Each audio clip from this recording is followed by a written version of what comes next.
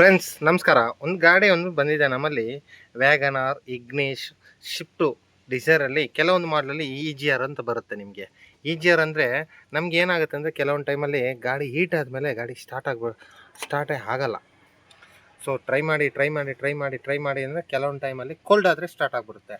So complaint ಏನಂತ check ಮಾಡ್ಕೊಂಡು one by ನೋಡ್ಕೊಂಡು ಹೋಗ್ತಾ ಇದ್ರೆ ನಮಗೆ DTC ಏನು ಬರ್ತಾ ಇಲ್ಲ. ಸೊ ಈ EGR ಏನಾಗ್ತಾ ಇದೆ ಅಂದರೆ ನಮಗೆ ಈ ಓಪನ್ ಸರ್ಕ್ಯೂಟು ಓಪನಲ್ಲಿ ಸ್ಟಕ್ ಆಗಿಬಿಟ್ಟಿದೆ. ಇದೆಯಲ್ಲ, ಫುಲ್ ಟೈಟ್ ಇರುತ್ತೆ, ಹೀಟ್ ಆದಮೇಲೆ ಫುಲ್ ಟೈಟ್ ಇರುತ್ತೆ. ಸೊ ಇದು ಕೆಳಗಡೆನೇ ಸ್ಟಕ್ ಆಗಿಬಿಟ್ಟಿದೆ. ಸೊ ಇದು ಕೆಳಗಡೆ ಸ್ಟಕ್ ಆಗಿಬಿಟ್ರೆ ನಿಮಗೆ ಕಂಪ್ರೆಸರು 0 ಇರುತ್ತೆ, ನಿಲ್ ಇರುತ್ತೆ, ಗಾಡಿ ಸ್ಟಾರ್ಟ್ ಆಗಲ್ಲ ನಿಮಗೆ. ಸೊ ಇದರಿಂದ ಸುಮಾರು ಪ್ರಾಬ್ಲಮ್ಗಳು ಬಂತು. ಸೊ ಒನ್ ಬೈ ಚೆಕ್ ಮಾಡಿ ಲಾಸ್ಟಿಗೆ ನೋಡಿದ್ರೆ ಇದು ಅಸೆಂಬ್ಲಿ ಹಾಕ್ಬಿಟ್ಟು ನೋಡೋಣ ಅಂತ ನೋಡಿದ್ರೆ, ಸೊ ಇಲ್ಲ ಒಂದ್ಸಲಿ ಓಪನ್ ಮಾಡಿ ನೋಡೋಣ ಅಂದರೆ ಇದು ಓಪನ್ ಸ್ಟೇಟಸಲ್ಲಿ ಸ್ಟಕ್ ಆಗಿಬಿಟ್ಟಿದೆ. ಇಲ್ಲಿ ಕಾಣ್ತಾ ಇದೆಯಲ್ಲ, ಇದು ಓಪನ್ ಸ್ಟೇಟಸಲ್ಲಿ ಸ್ವಲ್ಪ ಕೋಲ್ಡ್ ಆಗಿಬಿಟ್ರೆ ರಿಲೀಸ್ ಆಗಿಬಿಡ್ತಾ ಇದೆ.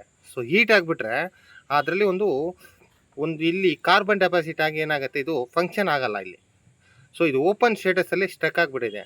ಸೊ ಎಲ್ಲ ಸುಮಾರು ಟ್ರೈ ಮಾಡಿ, ಪ್ಲಗ್ ಆಗಿರಲಿ, ಥ್ರಾಟಲ್ ಬಾಡಿ, ಫೀಲ್ ಪಂಪ್ ಆಗಿರ್ಬೋದು, ಪೆಟ್ರೋಲ್ ಬರ್ತಾ ಇದೆ ಆ ಟೈಮಲ್ಲಿ ಅಂದರೆ ಪೆಟ್ರೋಲು ಬರ್ತಾ ಇದೆ. ಸರಿ, ಏನಪ್ಪ ಅಂದರೆ ಒನ್ ಬೈ ಚೆಕ್ ಮಾಡಿ ಲಾಸ್ಟಿಗೆ ನಮಗೆ ಸಿಕ್ಕಿರೋದು ಏನಂದರೆ EGR ವಾಲ್ವು ಬ್ಲ್ಯಾಕ್ ಆಗಿರೋದು.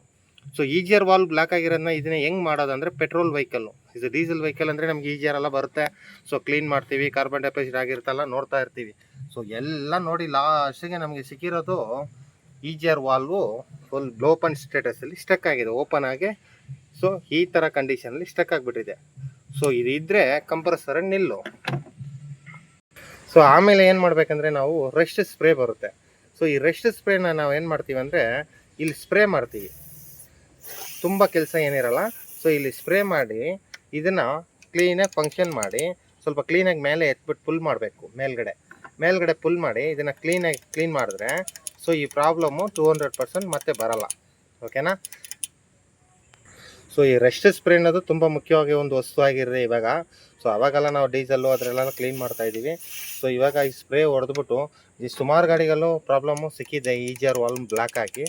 ಸೊ EGR ವಾಲ್ವ್ ಬ್ಲ್ಯಾಕ್ ಇವಾಗ ಕ್ಲಿಯರ್ ಆಯಿತು. ಇವಾಗ ಸೊ ಕ್ಲಿಯರ್ ಆದಮೇಲೆ ಇದನ್ನು ಫುಲ್ ಅಸೆಂಬ್ಲಿ ಎಲ್ಲ ಚೇಂಜ್ ಮಾಡೋದೇನು ಬೇಕಾಗಿಲ್ಲ. ಕಾರ್ಬನ್ ಕೆಳಗಡೆ ಫುಲ್ ಡೆಪಾಸಿಟ್ ಆಗಿಬಿಟ್ಟು ಇದು ಫುಲ್ ಬ್ಲ್ಯಾಕ್ ಆಗೋದು ಈ ಥರ. ಸೊ ಇವಾಗ ನಾವು ಫಿಟ್ ಮಾಡಿದ್ರೆ ಇದ್ರದ್ದು ಪ್ರಾಬ್ಲಮ್ಮು ಸಾಲ್ವ್ ಆಯಿತು. So late start complaint, petrol vehicle late start complaint with CNG ಗಾಡಿನೂ ಇದು ಬರ್ತಾ ಇದೆ ಇದರಲ್ಲಿ. ಇಗ್ನಿಷ್ ಗಾಡಿಯಲ್ಲಿ ಸುಮಾರು ಗಾಡಿಗಳು ನೀವು ನೋಡ್ತಾ ಇದ್ದೀವಿ. ಇಗ್ನಿಷು ಪೆಟ್ರೋಲ್ ವೇರಿಯಂಟು ಡಿಸೈರಲ್ಲಿ ಸೊ ಒಂದು 60-70 ಸಾವಿರ ಆಗಿದ್ದರೆ EGR ವಾಲ್ವು ಮತ್ತು ಥ್ರಾಟಲ್ ಬಾಡಿ ಕ್ಲೀನ್ ಮಾಡೋ ಟೈಮಲ್ಲಿ ಅದ್ರದ್ದು ಪ್ರೊಸೀಜರ್ ಇದೆ, ಅದ್ರ ಪ್ರಕಾರ ಕ್ಲೀನ್ ಮಾಡಿ. ಥ್ರಾಟಲ್ ಬಾಡಿ ಏನೋ ಬಿಚ್ಚಿಬಿಟ್ಟು ಕ್ಲೀನ್ ಮಾಡ್ತೀವಿ ಅಂತ ಹೇಳ್ಬಿಟ್ಟು ಕೆಲವೊಂದು ಟೈಮಲ್ಲಿ RPM ಫ್ಲಕ್ಚುಯೇಷನ್ ಬರುತ್ತೆ, ಆಫ್ ಆಗೋ ಕಂಡೀಷನ್ಲ ಬರುತ್ತೆ. ಸೊ ಥ್ರಾಟಲ್ ಬಾಡಿ ಮಾಡೋ ಟೈಮಲ್ಲಿ ಬ್ಯಾಟ್ರಿ ವೈರ್ ಬಿಚ್ಚಿ ಇಕ್ಬಿಟ್ಟು ಮಾಡಬೇಕಾಗತ್ತೆ. ಸ್ವಲ್ಪ ಕೇರ್ಫುಲ್ಲಾಗಿ ಮಾಡಬೇಕು, ಅದ್ರದ್ದು ಕ್ಯಾಲಿಬ್ರೇಷನ್ ಒಂದು ಇದೆ.